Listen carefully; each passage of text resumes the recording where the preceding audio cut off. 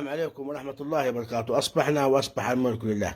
هكذا حالنا مع الكهرباء ومع الطفي ومع الإزعاج، هكذا حال الحضارة. نصبح على خازن يعنفط، على بطارية تعنفط، على خازن يتعطل، ولما المتاع مبهدلين بنحنا.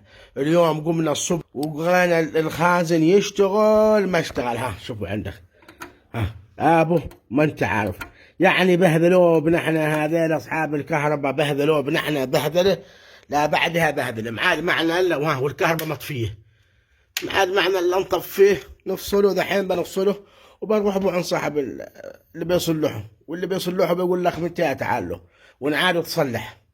يعني هكذا ازعاي ازعاي ازعاي ازعاي ما بتعربون. ويقول لك كهرباء ياي، ايش من كهرباء ياي؟ عطول كهرباء هيدي المولوده ديزل بتشتغل. كهرباء ما حصلت ديزل بتجيبون كهرباء فوقها. يا اخي لما تضحكون علينا، حرام عليكم. شو الناس تعبت، شو الناس تعبت. وذا الحين فصلنا الجهاز بنروح عند صاحب المهندس، والمهندس عاد الله قال بغيت لك يوم ولا يومين غلاق الخاتمه. الحمد لله هكذا حال ابو عبد القادر المسكين، يا صفرت البطاريه يا تعطل الجهاز. الحمد لله على كل حال. ناس بدهم بالالواح وبدهم وين ونحن عاد نحن يا صفرت بطاريه يا جهاز حنب. الحمد لله هكذا حال ابو عبد القادر.